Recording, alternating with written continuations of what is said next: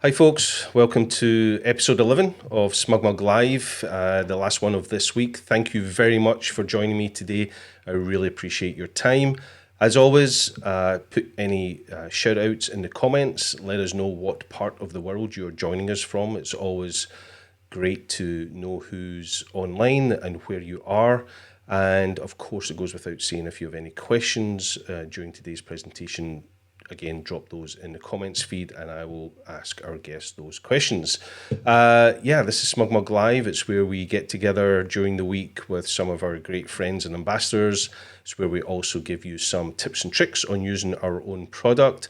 Already this week, we had an amazing episode with Michael Shainbloom, who gave us some insight into how he edits and processes his landscape and night sky photography. And we did some tips and tricks on our product.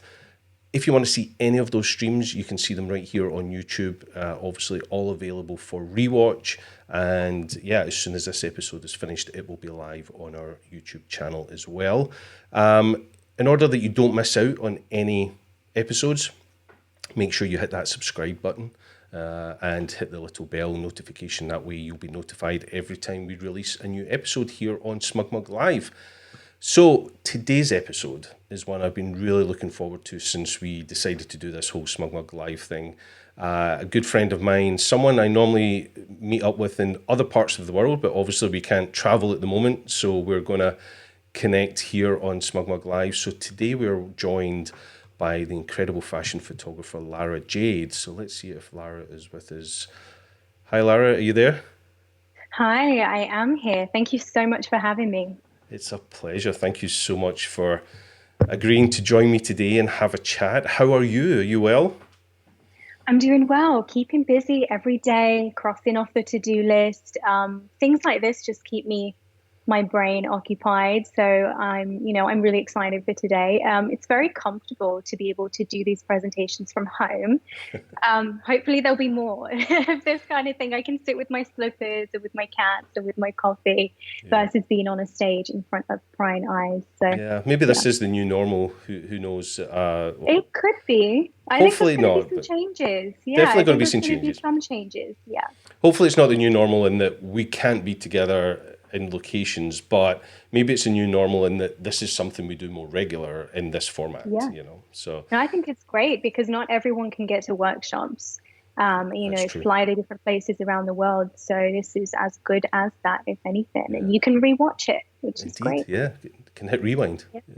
Yeah. Yeah. And speaking of traveling, normally you and I, that's normally where we see each other is at conventions and trade shows. Typically we catch up in New York or in Vegas or Photo show the photo show in here, Birmingham. yeah, in the Yeah. UK. Hi. Yeah. But for the viewers, where are you today?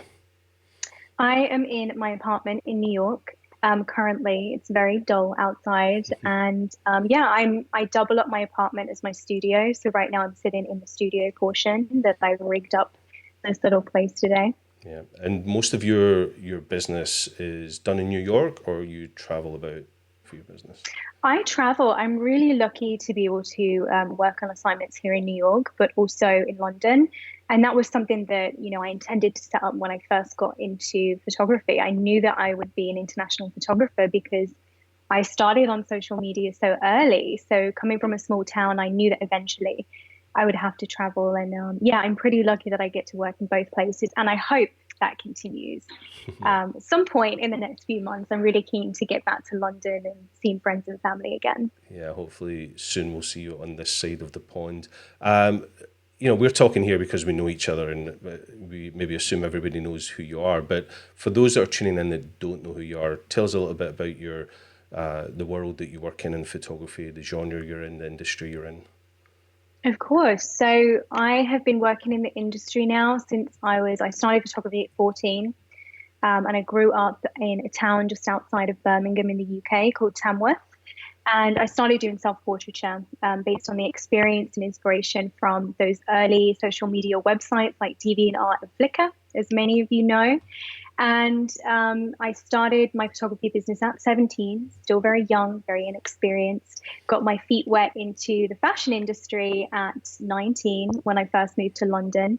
Very small fish going into a big pond when I first moved there, but I learned a lot. I threw myself into the deep end. I learned a lot. Um, from the age of 20, I moved to New York. So I've been here now for 10 years, which makes me feel very old.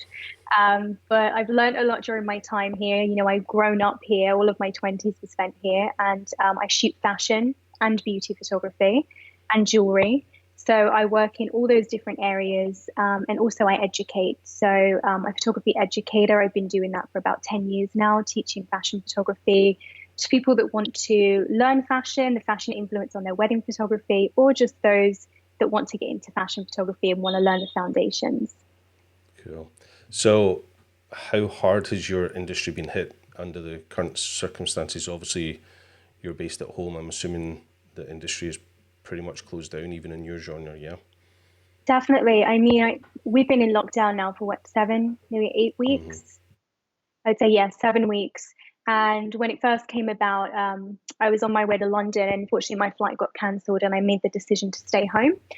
So I had work cancelled in London, and then workshops in New York that had to be cancelled because of that. So on the education side, my in-person workshop stopped. So did my shoots because they're service based. I can't be on set working with models. So I haven't been shooting with anyone during that time for a good reason why.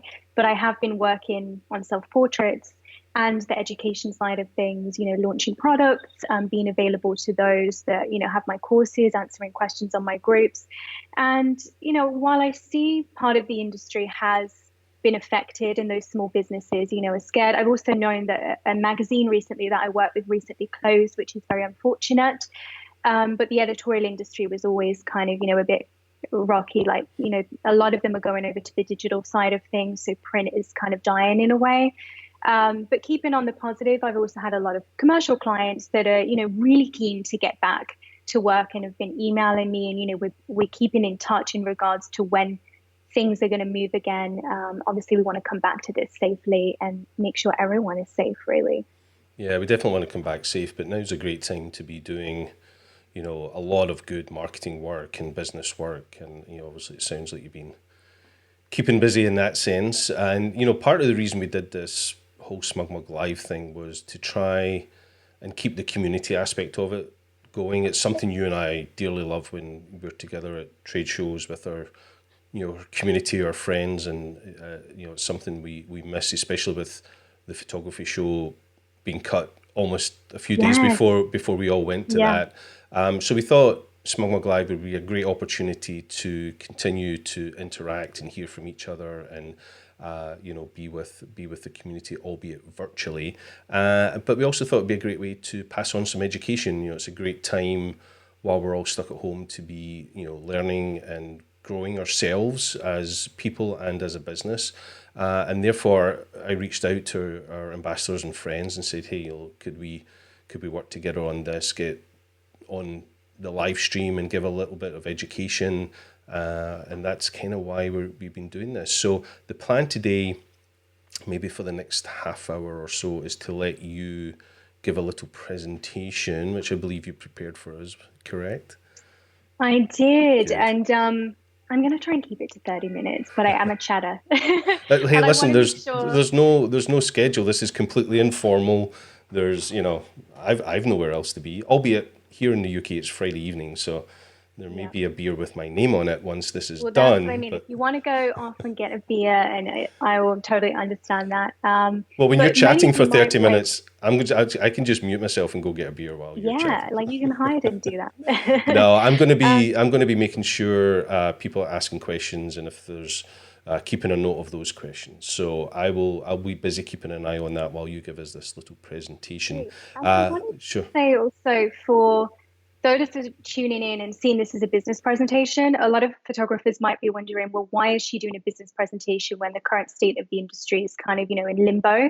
But I always come back to, and the reason I'm still promoting my online courses is because focusing on your business right now is extremely important. Focusing on your finances, focusing on a future plan for your business.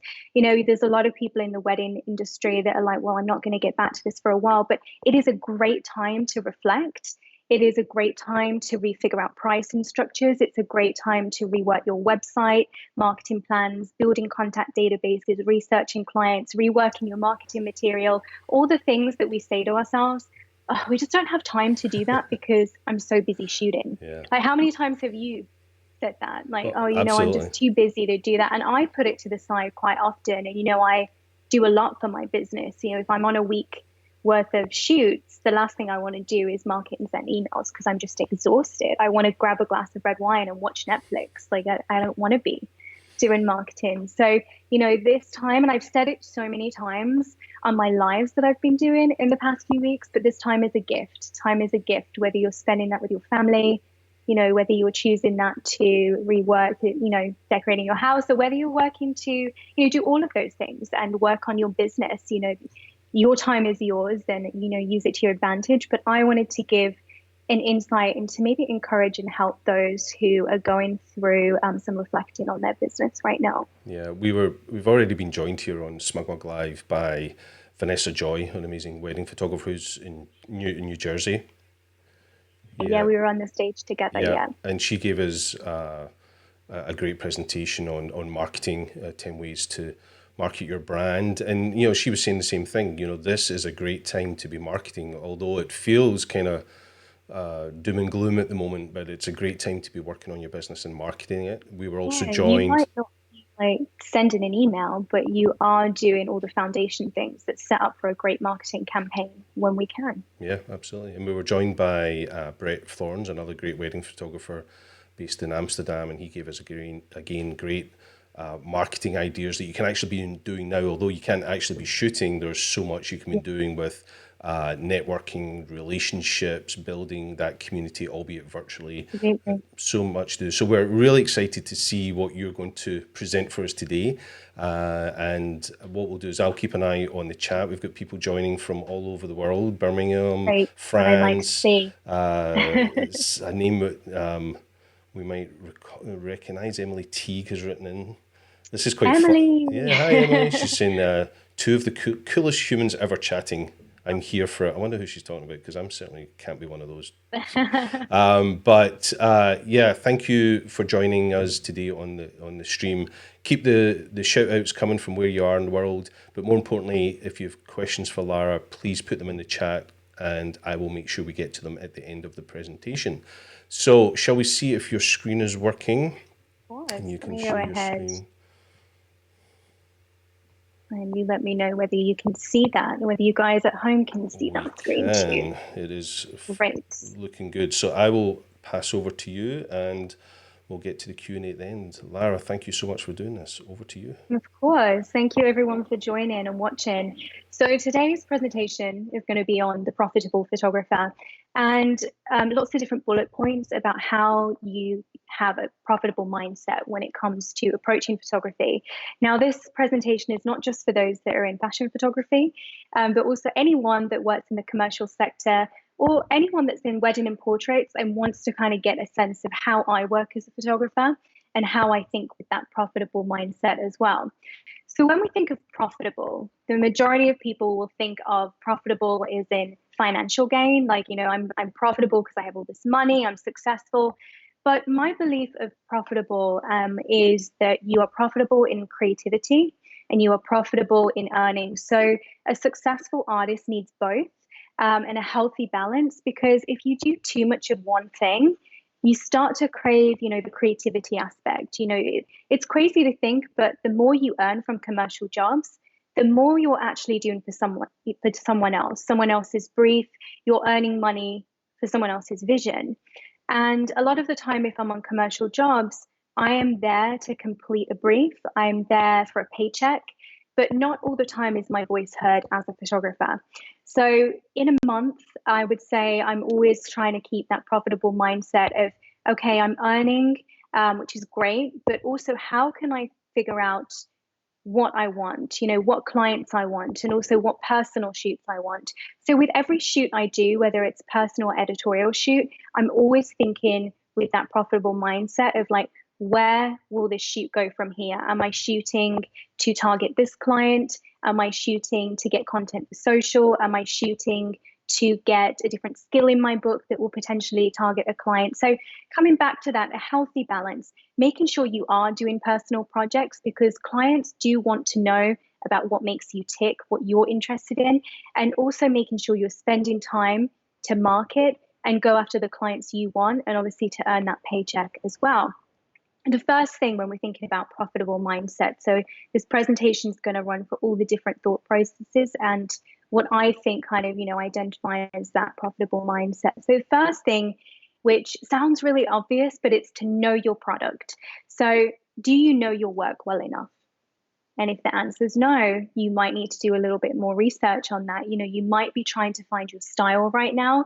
You might be trying to understand what it is you do, and it's the perfect time to focus in on this. So knowing your product. So what is your niche? So for me, obviously, that's fashion photography, but I also do beauty. So knowing that allows you to start to identify your target client, which then helps you identify your marketing plan. And what are you selling? So when it comes to looking for your portfolio, or maybe you're thinking about producing a portfolio in the future or expanding on that, start to write down what is it that you're selling in your work. Identify these things in the work. So, for example, this image for me is selling beauty, but it's also selling accessories. So even though it's an editorial shoot, I found that when I, go over my portfolio and look at those selling points, I started to notice what my strengths were so that I could photograph skin really well. My lighting was great for product, my lighting was great for beauty, for jewelry. And without me even knowing, I started to get those clients just because potential clients could identify those strengths and selling points in my portfolio. For example, I started working with Harper's Bazaar as an editorial photographer for their style guide and fashion and accessories. And actually, the art director once said to me, your work would be really great for jewelry. It'd be really great for more beauty work. And I thought for a moment and thought, I never really thought about it in that way, but I'm always drawn to cropping into the face. I'm always drawn to cropping into the skin. And what I always say to my workshop students and on my online courses is, what 3 words describe your work? What are the descriptors when you look for a portfolio? Because those descriptors are things that make you memorable to a client. So when I walk in the door and I show my work to a client and I show my portfolio to them, talk about my story, talk about why I'm there, the things that I want to be a lasting memory are those 3 keywords. So someone, when a brief comes up and I match that brief, say we're coming out with a fashion story that's, with the celebrity, but they want it to be quite feminine, but, strong as well. I know that that client might think of me for that job, and I'll be put into the pool of photographers for consideration because I have a feminine vibe with my work, because I show strength, and maybe because I'm strong with black and white, which is part of the brief as well. So go over your work. You can even write this down, and what 3 words describe your style. And if you're trying to find that right now, that's okay, because we're all on a journey, and what we're shooting now may be different to a few months from now, because as you're on your journey of growth as a photographer, you'll start to infuse more of your personality with that, and that will change over time. So I used to be quite colorful and feminine and playful, and now I'm a little more moody, and I like to shoot femininity, but it has a strength to it because that's what I identify with personally. And the reason I put that before identifying your target audience is because you have to know your product before identifying who those clients might be. If you don't know, you're going out there to the sea of clients and wasting your time trying to figure out a solid marketing plan for yourself. So obviously, once you understand your product and what it is you're selling, you're able to identify who your target audience is and who your target clients are. So for me, that's anyone in the commercial industry, and commercial is essentially anyone that pays for a shoot. So it could be commercial, could be fashion commercial, so fashion brands, fashion campaigns, beauty campaigns. And editorial is just a word that, people get confused with this word, but editorial is essentially a word for any work that gets published, whether that's online or published in a magazine, published in a newspaper. That's what editorial means. So who are they? Where do they live? Thinking about local cities versus local major cities, or major cities in the fashion commercial industry. who are those potential clients? So if my strengths in my portfolio are beauty and jewelry and fashion and maybe bridal, because I sometimes shoot with, feminine dresses, I will go after those clients. So I'm then thinking, okay, when I put my marketing plan together, I've got to start researching bridal designers, bridal boutiques, skincare, beauty brands, makeup brands, fashion brands that fit with my aesthetic. So it's also important to think about, when you're reaching out to these clients, do they fit with my aesthetic? And if they do, great. And then you can identify, how to reach out to them. And also, the other thing is when you're shooting work, as I mentioned earlier, it's important to think how you can attract them as a client. So perhaps a goal client for you. Now, everyone should have at least 3 to 4 goal clients. And that could be within 6 months, that could be within a year, that could be within 5 years or 10 years.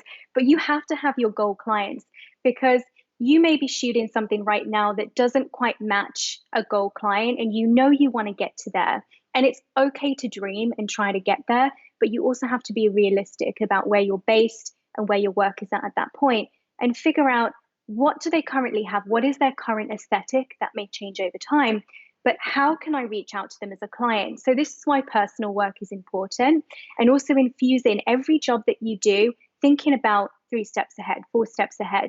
How can I use this opportunity today to attract that client in the future?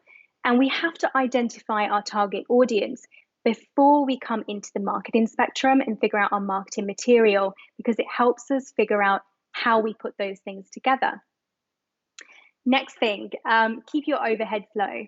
Now, you will have no idea how many people I know that spend thousands of dollars on studio spaces, thousands of dollars spending money on equipment.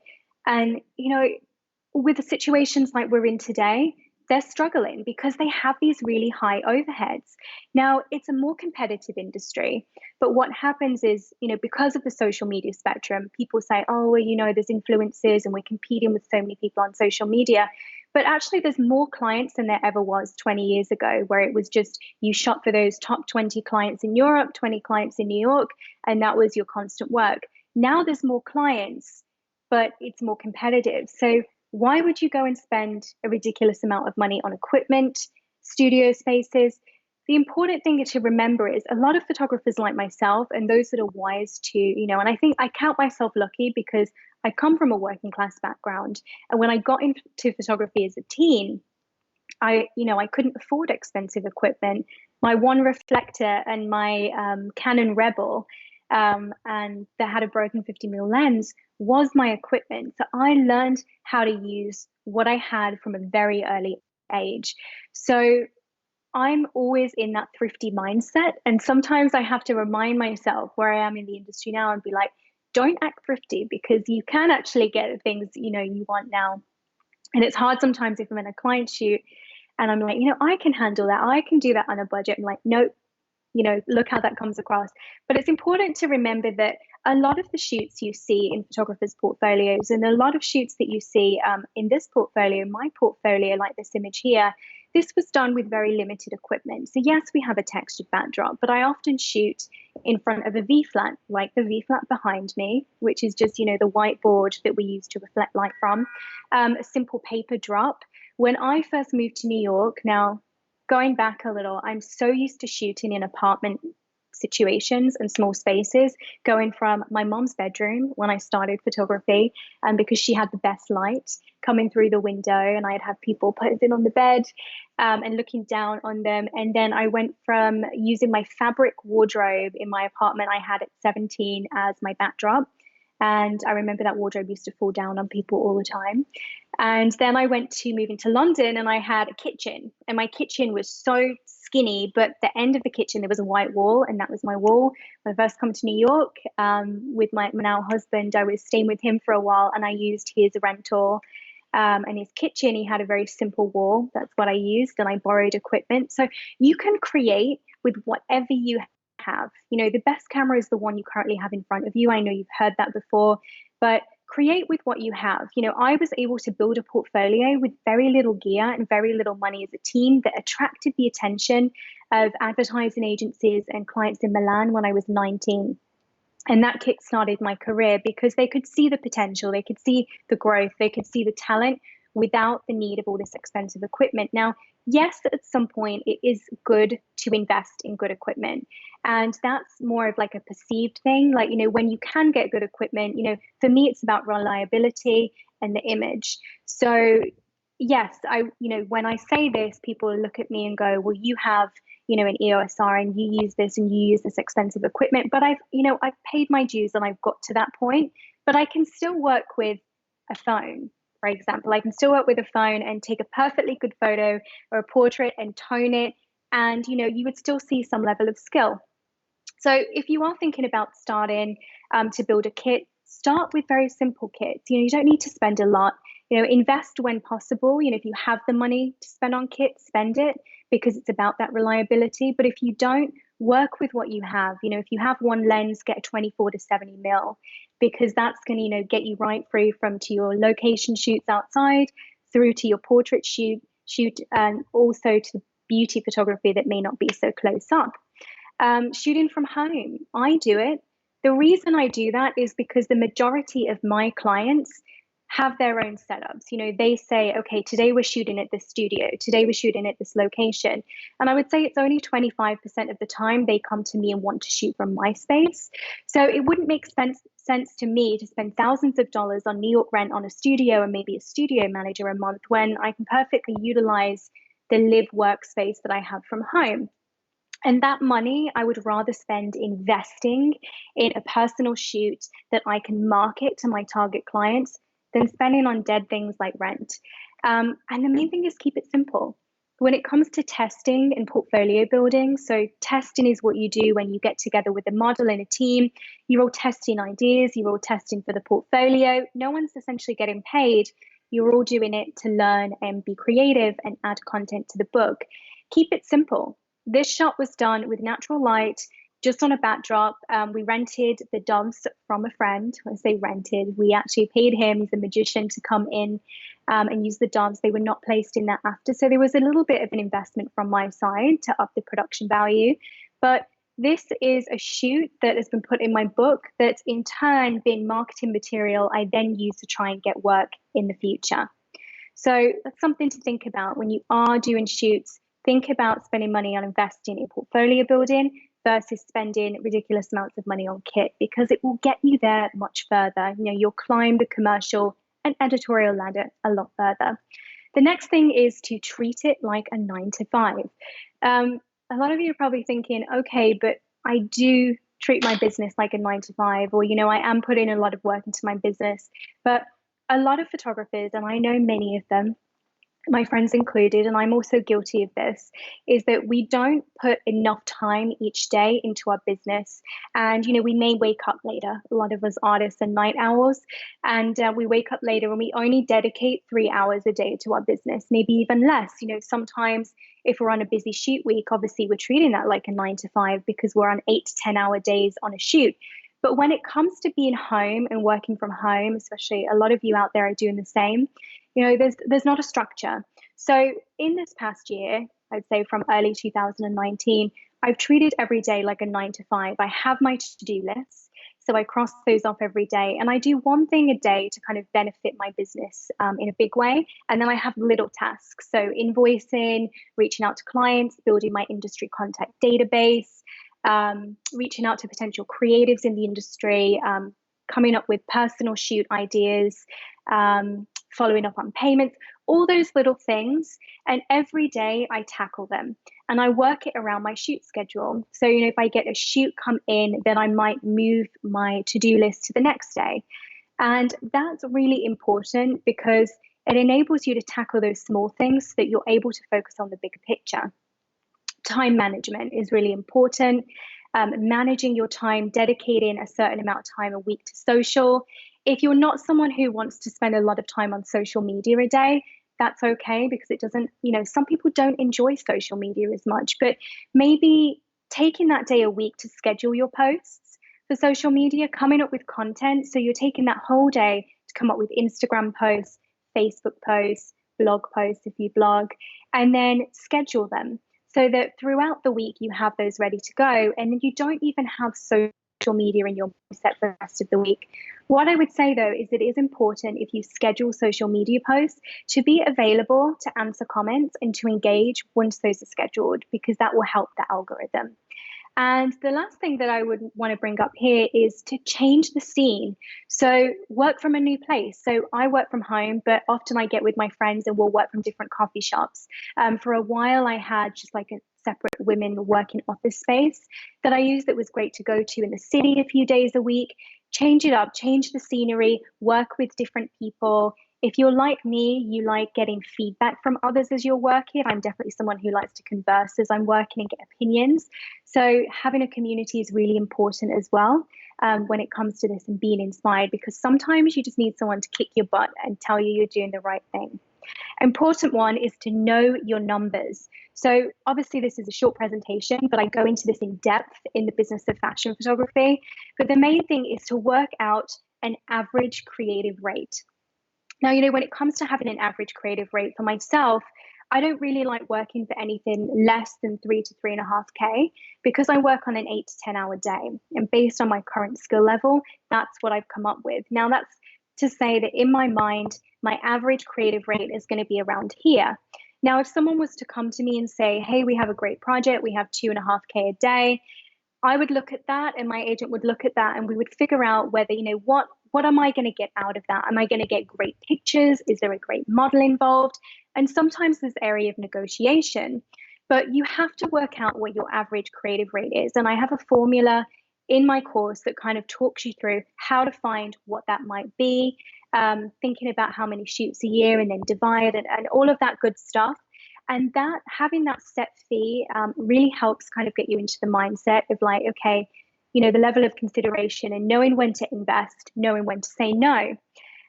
Also factoring in expenses. So when it comes to shoots, a lot of photographers forget that the method of the commercial industry, or if you're a portrait or wedding photographer starting to work with brands in the commercial industry, that we don't do a shoot, we don't do like a session fee and then we sell prints. We do a creative rate, which I always call it creative because if you say a day rate, clients tend to think that then if, oh, can we do it for half a day? So I always encourage you to say creative rate. We have creative rate plus expenses. So that's my rate plus the expenses of retouching, which is usually retouching per image, say $50 to $100 per image. And that includes up to 3 rounds of adjustments. And then we have shoot expenses.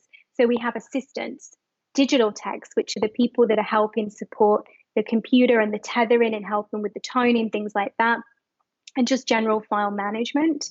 And then we may have any production costs. So if I had to take a car to the studio with all my gear, if I am bringing my gear to set, when you're working with brands and you're working with a commercial kind of shoot formula, you have to charge for the gear used. If I'm taking all of my camera gear and my lighting, I'm going to charge what a rental house would charge to bring that gear to set because that's using my equipment. Something really important to think about. Avoid shoot and burn rates. So that's, okay, I'm going to charge $1,000 for this client, and that includes the retouching, and that includes a 10-hour day. You're shooting and burning, but you're not only shooting and burning out, you're spending that time slaving away at a computer, and that could take you 2 days. So that's 3 days you're actually working for that 1K. So avoid shooting and burn rates, which happens a lot. I see it a lot in my groups, especially when it comes to social media companies reaching out who have a set fee. You always want to break it down. And for those clients that have a tighter on the purse strings or in a smaller market, you might want to work out a set package fee that would entice them, but you always want to educate them on what that covers and why. Knowing when to invest and say no. You have to see what the benefit and purpose is of the shoot. If a client comes to me and they want something cheaper, I'm always going to try and raise the price if I can, but if they have a set budget, but it's an exciting idea, if it's going to benefit my portfolio, if that content might reach my target audience and bring me marketing material, I might consider it. So that's exactly how makeup, hair stylists will work in this industry. We all have our set rate, but we know that there's going to be some level of negotiation when it comes to that. So also thinking about the commercial industry, obviously when it comes to commercial, that's when we're working with brands, beauty, skincare, fashion labels, all of those kind of campaign level, whether digital, social usage, print usage, that is where the money is in the industry. And on the editorial side, when it comes to magazines, most of the time editorial magazines are running on advertising budgets. So they're only kept alive by those ads you see in them. So you may get a Louis Vuitton or like a big ad in there, and they're paying to keep the magazine alive. Now, with the current state of the industry, and this has been the way for a few years now, there's less advertising, so magazines don't have as much money. So don't be concerned if a magazine comes to you and says, we've only got this amount of budget. And then remember that smaller level magazines are running without advertising. So they're, running out of the editor's pocket, or maybe they have a very minimal amount of advertising. So you work with those magazines because they get you those first tear sheets to get to the next level of stepping in the editorial industry, the editorial ladder. So that's why you work for those magazines for low fee or no fee, which I often do. But again, what is the benefit? What is the purpose? How is that going to benefit you in the long run? Another great thing to think about is to outsource when necessary. So obviously, as fashion photographers or artists, we wear a lot of hats. And I definitely wear a lot of hats. I kind of like wearing hats and controlling which hats I want to wear. And it's been hard because, my business has been my baby since I was 14 years old. So it's hard to sometimes let people in. But one thing that I've found very beneficial is to outsource my retouching, because retouching is simply a time suck. It will take up, especially when it comes to beauty work or fashion work. I don't want to do the boring work and stay up till 2 in the morning listening to soundtracks. While that was fun when I started and I spent the first 10 years of my career doing so, I find that I'd much rather spend my time marketing on set with clients, reaching my goals as a photographer and collaborating on personal shoots than spending 2 to 3 days a week retouching for that deadline that's going to come right quick up there and bite me in the ass. So that's something that I always think about is, okay, I've got this editorial. It has a 2-day turnaround. I'm doing the shoot and then I send it off to the retoucher and the selects at the end of the day. Toning is important. So I always take control of the toning, as you've seen a few of my posts pop up. Toning is very personal to me in terms of color. It's something I've developed over time. So when I'm using Capture One, I put the toning into Capture One, or I may do examples on Photoshop of what I want the toning to be like, or I might let someone clean up the image with the skin and then tone the image after. I also invest into assistants and digitex, and sometimes people that double up on both, because when I'm on a set with many collaborators, if there's, obviously with the commercial industry, there's clients, there's producers, there is a lot at stake, and I want to focus on the conversation with the client. The last thing I want to do is to be there the morning of the shoot, completely ignoring the conversation with the client, the makeup team, the artist, running to set, getting tired and sweaty. I'm usually in heels, so my feet hurt. And then putting up all this equipment and just getting tired, and my brain kind of switches off. Dealing with that and dealing with the creative side are two different things. Now, I did it on my own for years, and then I started to work with assistants who were there to help, and then I would pay them a little bit. And now, whether it's a personal shoot or an editorial, I pay for everyone that's involved, because the assistants are the only ones that are not getting anything from that. I want experienced assistants on set, whether it's a small shoot, whether it's a large shoot, because that ultimately helps the shoot run more successfully and I can focus on the task at hand. Some things I would advise not spending too much on right now, but in the future. Oh, I think we may have lost you, Lara. Sorry, folks. It looks like Lara's signal has dropped. Let's see if we can get her back. Bear with me. This is always the fun of live streaming. Sorry, Lara, you dropped off a little bit. we lost your feed. You were just talking about. I think the last thing we caught, certainly I caught on my end, was making sure you invest in your assistant. Okay, And then perfect. we got a poor connection signal. So yeah, it's just unfortunately the whole world's streaming at the moment. So sometimes we do have Of difficulties course, I with know. streaming. So But sorry this is to. the beauty of life, isn't it? It is. Don't worry. Let me know if anything else comes up, because I obviously want everyone to get as much I information as will. possible. Picking up from there, the assistants, digitex producers. Producers are only really relevant when it comes to higher level jobs and or big editorials, and you want help producing the shoot. So for now, if you're working in the industry and getting your feet wet in the commercial industry, or you have some experience in the commercial industry, I'd say retouching is the biggest thing. I would say outsource and assistance and digitex for sure. And then in the future, as you're expanding, thinking about things like social ads, SEO, website help, also photo agents, when to outsource to a photo agent. Now, I get this question a lot. And when it comes to working with photo agents, I would say that you're going to have to think of it this way. A photo agent takes 25% of your income from any job, whether they get it, whether you get it. Now, when that happens, what you have to see is it's a collaboration. You can't just start marketing and bring on a photo agent, because that 50-50 effort is really, really important. You need to go after it every day, the same you would if you were representing yourself. Now, it's only really worth getting a photo agent if you are bringing in a significant amount of money and you have a stable client base, a regular client base. It used to be that photo agents would take people on 10, 20 years ago, and they would build people's careers. But now they already want you to have a clear vision. They want you to have clients. They want their money for putting their effort in, especially because it takes about a year before things happen when you first work with an agency. So represent yourself, because that's the way to do it right now. And if you get way too busy and you just want someone to handle it, and you're working on a week set, and say for like 5 days in the week, and you can't handle those inquiries because you're so busy, you don't want to be distracted, that is the time to ask for management and ask for a photo agent's help. But a lot of the time, photographers now have studio managers, and those are people that they trust and can help manage their emails, negotiations, and you can train them up. And sometimes they're cheaper than working with a photo agent. So it's something to think about. So having a solid marketing plan. So when we're thinking about being a profitable photographer, I would say this is a huge thing. Having a solid marketing plan, testing what works, testing what doesn't. You know your product, you know your target audience. So now you should know how to speak to them. Now, this gets very tricky to kind of teach in such a small amount of time, but I'm going to do my best to kind of explain that. So I always have one solid marketing day per week. Now, me and my friend Christy, came up with this term, but Marketing Monday. So we have like Marketing Monday, Taco Tuesday, whatever you want to call those days in your week. So Marketing Monday, we get together, and we may not send emails that day, because Monday is the worst day to send emails, because everyone's come back in the office. They might be a little tired. They don't want to be there.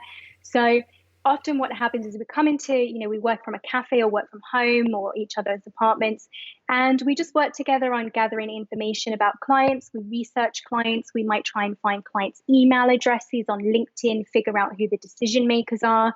And then we start to build our industry contact database, the ICD, which I go into depth in the course about. And then we start to figure out a plan. So once I have all those new email addresses, or maybe I've identified new people at companies to reach out to, because everyone seems to shift in the fashion industry very often. Once I have that set, I might then send the emails out on a Tuesday, or a Wednesday, which is a much better day to kind of reach people.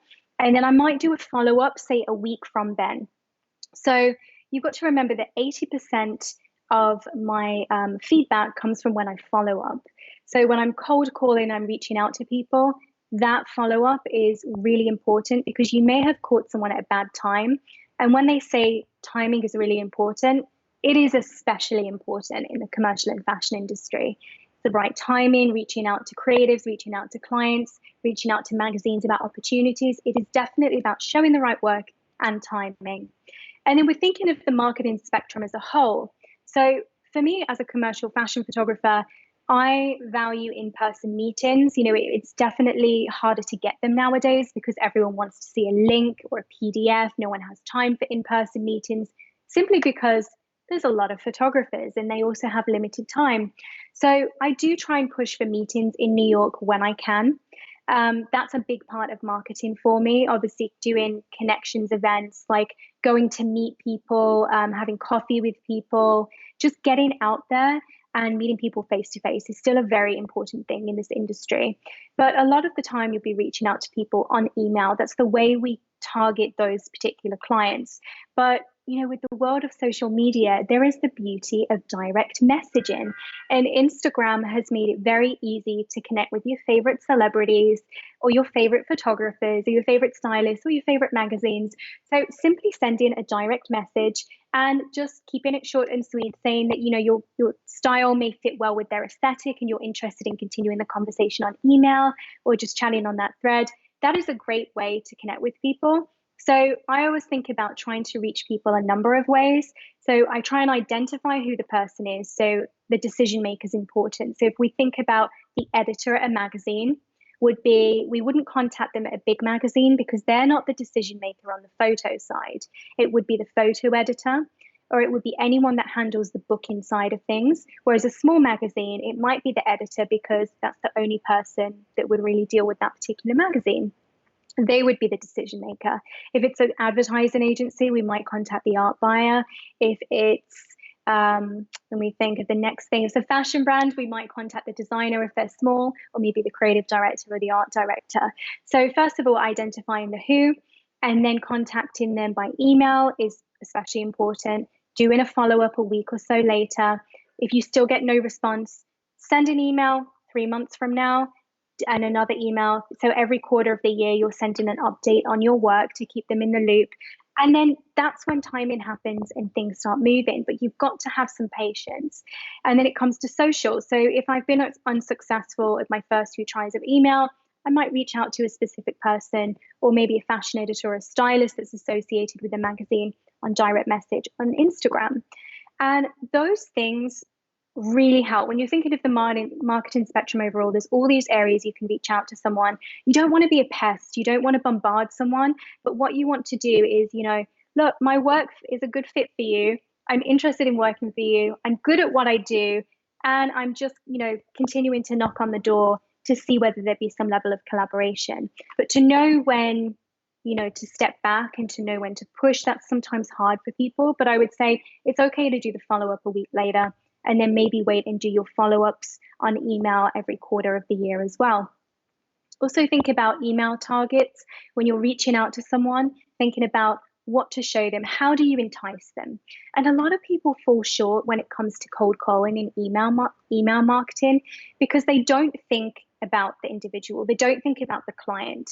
So, it's like when I get assistant emails, it's like, hey, I'm so-and-so, and here's 5 paragraphs of my life. And I'm going to tell you that my grandfather gave me his camera, before he died. And this is how I got into the industry. And this is my portfolio and who I've worked with. When actually people want to read an email that's like tailored towards them and about them. So I would much rather have an email saying, hey, this is my experience. This is what I've done. I'd love to meet with you to discuss or jump on a phone call to discuss potentially working with you. And, I want to know your skill set. So it's the same as when you reach out to clients, step into the client's shoes. How can you figure out what they want from you? What is it on their website they need? Is your work a good fit for their aesthetic? I attach PDFs, small PDFs within my email when I'm doing introductions, and I may do the same when it comes to follow-ups. And I'm saying, every quarter of the year, here is my most recent work. And that approach is exactly how photo agents also work. They do the email targeted list. And I've been with 6 photo agents over the years, and it's exactly the way that they work. So put yourself in the client's shoes, research the client. Very, very important, not only when it comes to email, but also in person. So you don't walk into a meeting clueless about what that person's done, where they've, what company they worked at before this, having those things all in order. And, if you're a good photographer, you've done your research and your work's in line with them, really, it's just up to you to follow up and do the marketing. Another thing, produce editorial work. Now, a lot of people will say to me, how do I get published? How did you get those initial publications? Well, It's all about climbing the editorial ladder. So obviously you need to start with smaller level magazines and then climb the ladder to the next step, to the more independent magazines, to get to the top level, because people need to see evidence, and they need to see evidence that you've done the work already, such as, if you want to work with Bazaar, what other luxury clients have you worked for? What other luxury magazines have you worked for? And is that vision in line and the quality in line with what we do? So why do we get published? So first of all, it builds trust with potential clients. So it shows your work is marketable, it's published. It builds reputation. So reputation because, when you work on these shoots, you're working with higher level models, higher level teams. It shows that you are also aware of how, borrowing clothes and working with the showrooms work. It shows that you can complete a brief, which is really important because a lot of commercial photographers just want to know that you are able to complete the brief they put in front of you. So if your portfolio is in front of me and I see it and I see 2 images from one shoot, 1 beauty shoot from another, and 4 from another, I'm going to be like, what was that from? And then I'm curious as to see how you approach that, concept and brief over the series of 8 to 10 pages. So I always say to everyone, and those that have my fashion series will know this, shoot with an editorial eye. So an editorial eye is simply shooting the amount of pages that coincide with the amount of looks over the course of a brief. So we've got 8 to 10 pages. That's 8 to 10 different looks of outfits or beauty look. It might be 4 to 6 pages. So I want to see in your book how you approach that brief and story over that many pages. Because when I ask you to complete my brief, how are you going to show consistency? How are you going to show skill? How are you going to show a story? That's what we're able to do with editorial work. Target the right magazines. So if you are someone that shoots really sexy work and glamour photography, you don't want to approach a magazine that's, very modest and feminine and, classic, timeless, because it's not a good fit. So when you're doing your research on magazines, identify the right magazines, because otherwise it's a waste of your time and it's a waste of their time, and simply show them what you can do. And it takes time to climb the editorial ladder, but the more you work in that industry, the more decision makers in the commercial industry will start to identify your shoot. So a lot of the time in meetings, commercial clients will say to me, I really like that shoot you did with Blanca for Bazaar, or, that editorial shoot that you did for so-and-so. And you'll find on my portfolio online, the majority of work I'm showing you is editorial, simply because I have more control over the final image. I have a say maybe on the concept. I've got higher level models. I have a say on the lighting, whereas commercial work is just going to be me completing someone else's vision. So I get my ultimate control when I do editorial work. Don't be afraid to cold call. I think I picked up on this a little earlier, but I want to kind of go over it again because I really wanted to touch upon the fact that 80% of my work has come from cold calling. And that's really important to know, because had I have not put myself out there initially when I started as a photographer, or now, like, you're never too good to not cold call, to reach people. The best photographers are always creating. They're always reaching out. They're always reaching out to new collaborators, new teams, new magazines. They're always excited about producing. So when it comes to cold calling, again, clients that align with your vision is the number one thing. You want to show that your work aligns with them. Do your research. What are their pain points? Are they a new social media brand that sells hats? Do they have shots just shot with a phone? What can you offer them? What services can you offer them? Is it a beauty brand that really needs some great skincare shots? Because maybe that's how you target them. I specialize in beauty, and this is what I can offer. What services could they be interested in? Are you beauty, fashion? Identify those skill sets, especially when you reach out. And this way, when you're doing the cold calling and you're targeting the individual people you want to reach out to, you get the work that you want. You build the portfolio you want, you get the work you want, because the portfolio that you've built is marketing material for the commercial clients that you want. So that is how you get the right clients in this industry, and you get your goal clients. Use social media to your advantage. People still complain to me that social media, has ruined the industry, and I don't agree. Social media got me out of my small town in England and opened my eyes up to this amazing photography industry, and has led me to meet some of the most incredible friends, my husband too, and also my clients. So, utilize it to your advantage. But there are some things that you need to know. And, social media was easy to build a following back in the day, which is why I have a following, because I'm ancient when it comes to being on social media. I started with DeviantArt and Flickr, and now I utilize Instagram and Facebook the most. I will never get on TikTok though. And honestly, it really is just, now it is a pay to play system. If you want to advertise, you're going to pay to play. But you need to know that Facebook and Instagram wants to bring back engagement. It wants to bring back its core beliefs, which is it wants you to see relevant information in its feed. Your feed, people don't like when they see things that are not relevant in their news feed, in their Instagram feed. So what can you do to bring back engagement and interest to your page?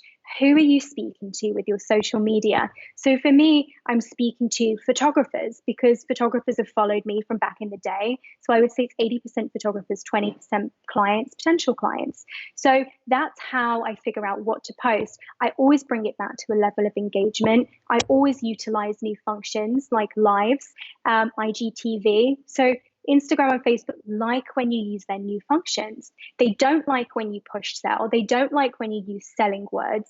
They don't like when you use too many hashtags. So if you can learn the ropes of social media, it can become an incredibly powerful tool. But you must know who you're talking to first. It's become a great way to connect with others. It's a creative search engine. So if I want to find a stylist in LA, I can just look wardrobe stylist LA in a hashtag, Los Angeles stylist, New York photographer. So a lot of the time, or magazine, so fashion magazine, for example. And then I can figure out, creative search engine, what I want, who I want to reach out to if I'm building my industry contact database. Everyone always asks me, how do I find stylists? It is an incredible way of finding creative teams and models too, if you are starting to build your portfolio. Use hashtags that are relevant, but also don't use too many. So relevant hashtags would be things that are relevant to your shoot. So looking in, so I would obviously tag the model's name, the magazine name, fashion photographer, female photographer. I tend to use a lot of those because those are relevant to what I do and who I am as a brand. But I also look and see how many people are using those hashtags. So photography probably has millions of people posting into that group, but female fashion photographer or editorial photographer might only have tens of thousands or thousands. So there's more chance of someone seeing my work, or potential target audience seeing my work within that hashtag. Utilize direct messaging as much as you can. As I mentioned earlier, use this as another way to email potential clients, potential collaborators. Don't be afraid to message people through that system. And if they didn't get your message straight away, it probably ended up in their other inbox. So send them a quick message on their grid and just say you sent them a direct message. Really easy. And remember that it is a pay to play system. So if you are using ads to reach out to your audience, figure out who your audience is. Understanding the basics of ads is really important. If you're doing an ad to advertise to a specific demographic, you want to kind of utilize the system for that. So doing things like, choosing the age range, figuring out what likes they have. Like, if you know that you want to target, and it works really well for wedding and portrait photographers because there's a clear demographic. But if you want to target people that have just got married, are recently engaged, and you're a wedding photographer at a certain age range in a certain town near you, that would be a perfect ad combination. But the way I use social media is really to kind of showcase my skills, show that I'm a brand, because I'm not just a photographer, I am an educator in the photography industry. And more clients want to see your personality. The amount of times I've got to set and a client has said to me, oh, I just saw that on Instagram that you were in London last week, or you were doing this, or, they do look. And I look, when I book models, I definitely look to see what they look like in a natural light, in a natural sense on their social media, and to figure out their personality. So, more and more brands are looking to photographers, not just because of their work, but who they are. So think about that personal and business line too. Have multiple revenue streams. So that's something I have definitely took into consideration the past few years, because simply be, if you rely on one revenue stream, which is I only really want to work with fashion brands like Zara, what are the chances that you're going to get continuous streams of revenue through that one work? So I identified what my skills were as I grew. I also experimented with different things, and I still do. And I know that I excel with fashion, beauty, bridal, and jewelry. But there's that overarching sense of femininity and strength with the models that I choose and the lighting. So being a photographer that does all of those things enables me to create a strong marketing system that I know I have to tweak for every client I reach out to.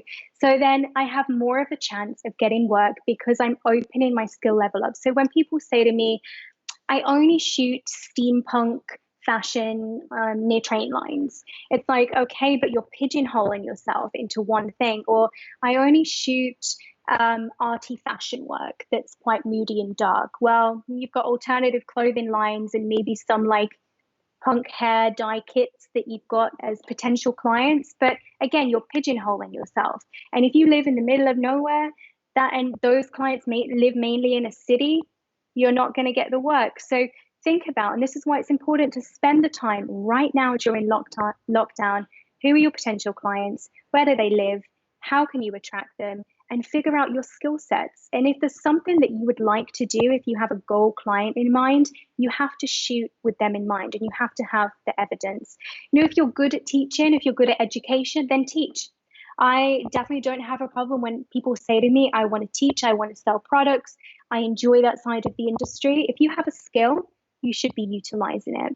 And remember that you are your brand. And, I was talking to a friend yesterday on a live, a model, and we were talking about how it's very common nowadays for, someone to have multiple slashes in the title of what they do. So you're a photographer, you're an educator, you're an influencer. Embrace that. If you're good and at selling products and you're good at, modeling or being in front of the lens and behind the lens, then utilize that skill, because sometimes it's that quirky, like combination of things that makes you memorable. But, sell yourself on that. If you are good at those things, sell yourself on that. That is the selling point. If you have a following, if you have an extra skill, think about that. And keep content creating, because content in today's industry is crucial. It is absolutely key to everything. So when it comes to, you're not just creating content for your book, for marketing material, to show potential clients on your, quarterly kind of marketing efforts. You're also creating content for social to engage your audience. So whenever you have a moment to create content, always think about the why and how that is going to benefit you in the long run. When you're content creating, we're also doing that to learn new techniques. So things like, when we're testing or portfolio building, we're learning how to use a new light. We're learning how to do new posing techniques. We're learning how to, style a little differently. We're collaborating with new people, because collaboration opens up a level of opportunity. Now, think about all the people that you may work with when you work in the commercial industry, the stylists, the hair, the makeup people. Each one of those people that I have worked with has opened up some kind of opportunity for me. They may know producers, they may know art directors. So the more I collaborate with different people who are also within my skill set and have the same vision, the more chance that opens up a marketing aspect as well. And it's also really important when it comes to social media. When you are content creating, the perspective of looking busy actually entices clients and makes it look like you're in demand. So even if you're out shopping, you could be potentially looking at clothes for a future shoot and getting inspired. Always bring it back to looking busy. So when I say that, things like lining up content on your phone or lining up posts for social ahead of time, and then having this like setup of all these different posts and ideas ready to go. So you're not looking at your phone and going, I don't know what to post it. Oh, I'm not going to post. It's too much. Oh, yeah, I posted that. You have this whole thing. So having like a swipe file, having a folder on your phone that has all your behind the scenes, all of your different images over the years, quotes, anything, because posting daily to social media not only helps with engagement, But if your target audience are watching, it makes it look like you're busy, which I know everyone always says to me, looks like you're so busy. And I'm like, does it? Because that was my goal. And the last thing is that comfortability is the enemy of innovation. If you are too comfortable in what you do, and maybe you're enjoying what you're doing, but you're very comfortable in using the same setups, the same marketing methods, working with the same people, the same models, it is the enemy of innovation. It stops us moving forwards. You don't want to become stagnant, especially in the fashion industry. It is about, keeping one finger on the pulse of the industry at all times, knowing what trends are coming out, knowing what designers are putting out, staying on top of your game at all times. The best photographers, some of the photographers I admire and look up to, they're always shooting, they're always, pushing the boundaries of what they know and what they create. And that will make you a well-rounded, skilled photographer. Because no, I don't need to know how to do, technical still life setups, but sometimes a beauty or makeup client, that's the selling point. I can do that on the side. So I know how to do basic still life setups. So if I'm in consideration with other photographers, I will be like, okay, I can do a bit of still life for you if that's, what you need at the end of the day, but the majority of the day is beauty. I'm always open for that. I'm always open for learning. And sometimes my assistants may push it out of me a little bit, but I do like to experiment and try new things. Experience is the best teacher. Even if you learn one thing from it, it may be that a shoot's gone wrong, because I've had so many situations where a shoot's gone horribly wrong, especially at the start of my career, and I was new to the commercial industry. But I was very good at keeping calm and collected, and I learned a lot from it. So, I'm self-taught. I didn't assist. So those first few steps of the commercial industry were quite scary, but I learned a lot in those few years. And through my courses, through the experiences you learn, you see me go through those things. So hopefully you can avoid to make some of those mistakes. But also don't be afraid to make mistakes as well, because as I said, doing one thing a day, one thing a week, one thing a month that scares you and puts you out of your comfort zone, you learn to be a better photographer, you learn new techniques. So hopefully that has been really insightful for you all. And I'm really keen to hear if you have any questions, actually. Wow, that was wonderful. I'll let you stop sharing your Sorry, that was screen. much longer than than expected. Well, There we go. I did say to Lara, do 30 minutes for us, because I knew she would probably do an hour. Uh, Yeah. and if I'd asked her to do an hour, we'd probably been here for 2 hours. So we wanted to come back and maybe do some more. So thank you for doing that. I definitely think people are going to have to probably go and rewatch this episode, because there was so much content in there, Lara. That was wonderful. Thank you. I didn't know how to get it into such a small. I was like going over my business course, and I was like, how do I, squeeze this down into this tiny presentation, but keep giving information. So that I hope that I've been able to do that, and You, hopefully inspired some of you out there to, keep thinking about business, because there's so many things you can be doing right now. no, you've definitely inspired a lot of us and given us some great tips there. You got time to do some questions? There was definitely Of some course, questions yeah, come in here. yeah. I'm going to have to scroll back. There was quite a bit. Lovely comment from our friend Brandy. Brandy says, "This is so nice to have a little burst of motivation today. Glad we motivated you, Brandy, and hopefully we get to see you soon." Nice comment here from Angie. Do you think marketing and business for fashion photography will be the same with this new economy and this new normal? Do you think things are going to change? That's a good question. I do think that people might be a bit tighter around money, but I do think people will try and find creative ways of getting marketing content right now. So I know everyone is keen, from what I've heard from my clients, they're keen to get back into the studio. But maybe it is about offering them some different services. Maybe it's an all-in fee that you offer for, when you don't have an assistant, but it's just you and the client, and you're just collaborating together with the model to create some interesting social content, because people will have a few steps to come back to this, and they may not want to go fully into spending a lot of money right away. But I do know, at least by the start of next year, I think people are going to come back booming, wanting this content. But that's something to think about, that if you can work with your clients while they're going through this time and offer some creative solutions, that would be a great option. Yeah, cool. And a comment here from Jamie. She says, "Is it appropriate to send a DM to a client? I've always felt like I'm bothering people." You did touch on that a little Um, bit. Yeah, if it's a large client, the person that's on their social media is going to be the social media manager, the social media person. So they wouldn't necessarily be the decision maker. If you're reaching out to smaller brands, then yes, I would definitely say, hey, I'm interested in working with you. Is there an appropriate person I can reach out to at your company? This is what I do. And then keep it at that. I mean, when it comes to smaller level magazines, there's obviously that more personal connection or smaller level clients. When it's bigger clients, I do think email is the way to go, unless you can identify the decision maker on Instagram and say that you're interested in working with them. Cool. Another question here from Angie. Sorry if I don't get to all of these. Again, Angie asks, "Thanks for your help. I've tried posting at recommended times at different type images 7 days straight, and my following continues to decline, and so little engagement makes me not want to post."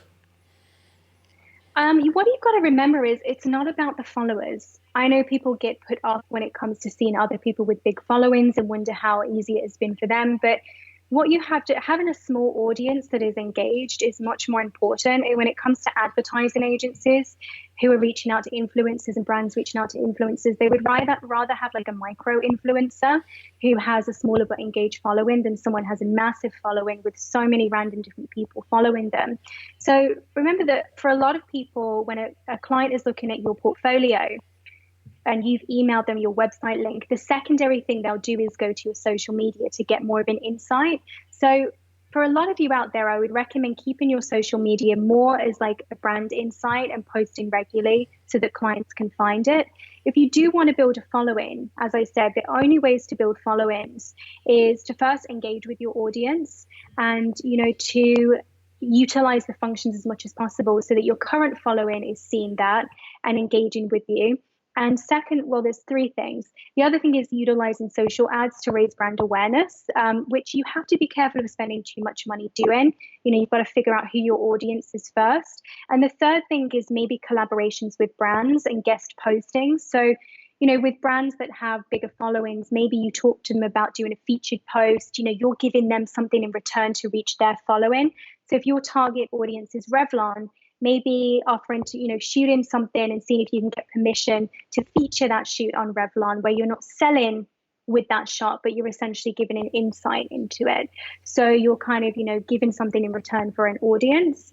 But again, don't think about, oh, I need a certain following, because that's not what it's about, especially today. It's definitely about having an engaged audience and utilizing it to create a brand and giving a personal insight. Wonderful, thank you. And then another one here. When you're cold calling, do you keep your rates out of it, or do you put them in your emails initially? No, that's a really good question. And I've never agreed with putting your prices on your website, regardless of what you do, because you want to get people invested. So when a client reaches out to my agency or reaches out to me, we first find out what it is that they want. Because I don't have, oh, I have this set rate for everything. There's always a project fee. I have a set rate in mind that I do and don't want to consider that. But what I want to figure out is, you know, what does the client want? How many images do they want? Do they need us to help produce it? How many retouched images they want? We need to put together a quote. So if a client was to come to me and I'd say it's $10,000 without educating them, they're going to get sticker shot and run a mile. But if I'm able to figure out and getting them invested, and sometimes if my agent gets on the phone with them, they're talking through, they're getting excited about the shoot and the potential, and then they see the breakdown of the why, then they're going to be much more invested because they've already had that conversation. That's great. I had a couple of questions. Yes. So you mentioned about agents, and you said that agents take a fee Hmm. even when you bring the work and not just them. Yes. Yeah, it's because they manage everything. So every job I do, my agent manages. So they're in control of figuring out the estimates, finding out what the client needs, and they're there to sometimes help produce. whether or not the client wants them to do that. My agency has production and also there to chase the money. So I don't have to deal with any of that stuff. So 25%, yes, it seems like a lot, but that's why I always say to people, it's only really worth it when you're too busy to handle the current, your current schedule. Because, I've been on set for an entire week with one client and I've had 2 inquiries that week. And I'm like, picking up my phone, like, I really want this client, but I'm also focusing with this client. And then I just forward it onto my agency. So it's a nice feeling to know someone has your back. And also, a lot of artists don't like talking about money.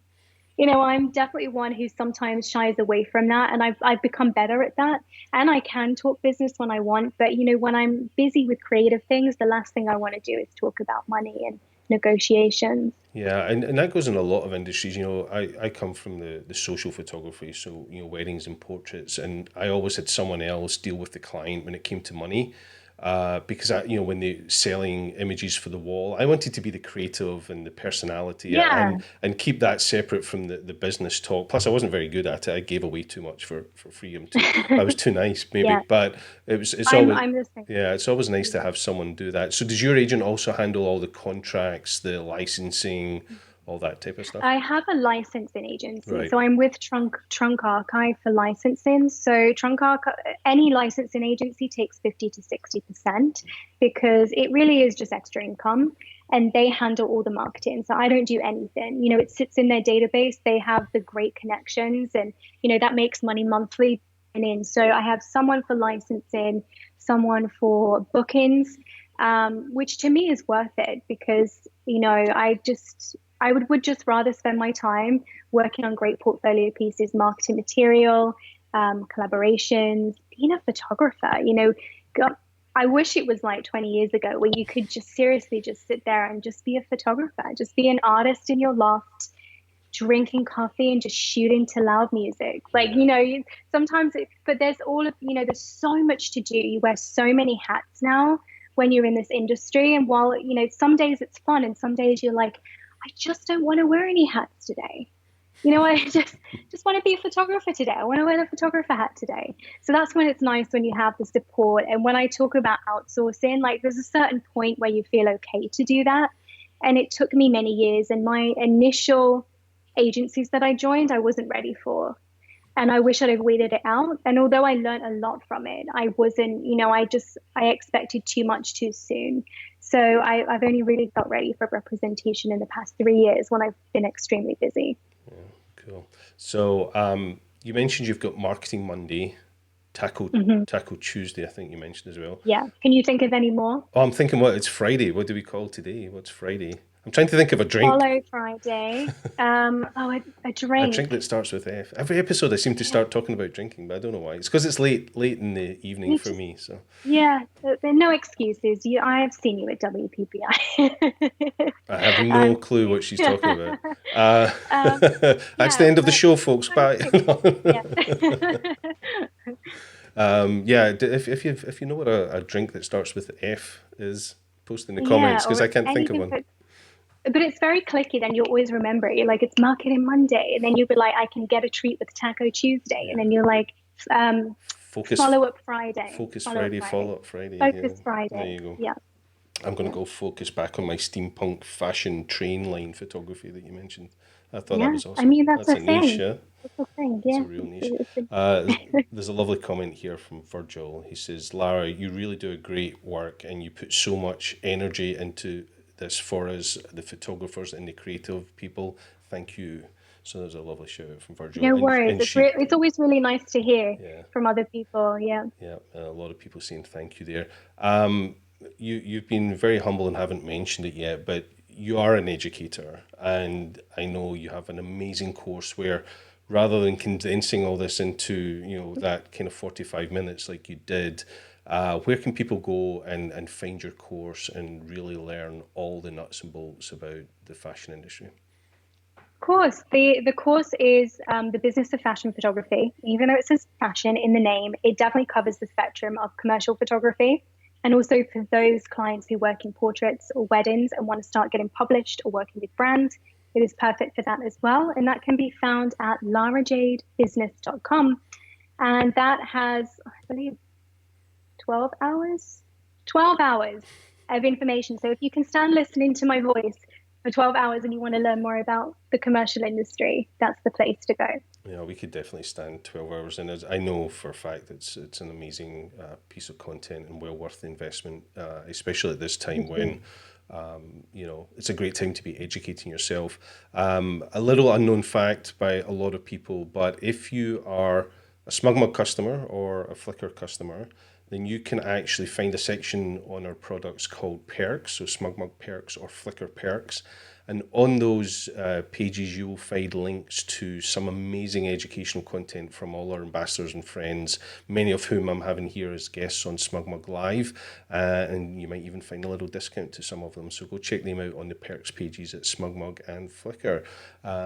Lara, thank you so much. It really has been such a Thank you for pleasure. having me on. It's Yeah, actually inspired me to get going today. Sometimes cool. just talking it through and reminding yourself of why you got into the industry. I always find that with any education I do. I always, it's like when I do workshops for 2 days with students, I feel really sad. By day three, I'm like, where's everyone gone? They can't tell me anymore. But I really appreciate you having me on and It's a letting blast. me do this. So thank you. Yeah, it's unfortunate that, as I say, we haven't been able to do it in person, but I know those times will come back, Yeah, and I cannot wait definitely. to catch up. And certainly the next time you're on this side of the pond or I'm on that, hopefully our paths cross. And for everybody that was watching, thank you so much for spending the time listening to Lara today. Just to remind folks that in order that you don't miss out on any of the future episodes we've got coming, make sure that you hit that little subscribe button and the little bell that gives you the notifications whenever we post something new. Coming up next week, we have a couple of amazing episodes next week. On Wednesday, I believe is the 13th of May, we have Brooke Shaden joining us, an amazing conceptual artist, fine art self-portrait. She's an incredible artist, so really worth checking that out. Next Wednesday, she'll be joining me here. I believe it is at 10 a.m. Pacific, which is 1 p.m. East Coast, 6 p.m. here in the UK. And yeah, we'll have a lovely episode with Brooke giving us an insight into the work that she does. And then on Friday, which is the 15th of May, we have Aaron Nace from Flairn joining us, who's going to give us some insight into Photoshop skills and some tips and tricks there. So a couple of great episodes coming up next week. But it's Friday. It's time to either go be creative or, in my case, finish up for the week. And again, Lara, thank you so much. Everybody take care. Lara, look after yourself. Thank you. You too. Enjoy the rest of your Enjoy day. Freaky Friday. Yeah, someone's posted Frangelico apparently as a drink. So I might go have Oh, Frangelico Friday. Frangelico We Friday. need the recipe. Yeah, I'm sure I can find that online. Let's hope I have the ingredients I'm because sure you find it. I'm I'll not. share it with you if I Yeah, find it. let's make one and we'll drink them all virtually. So thank you, Lara. Take care, and everyone. Thank you so much for your time today, and stay safe. And we'll see you here next week on SmugMug Live. Take care. Bye.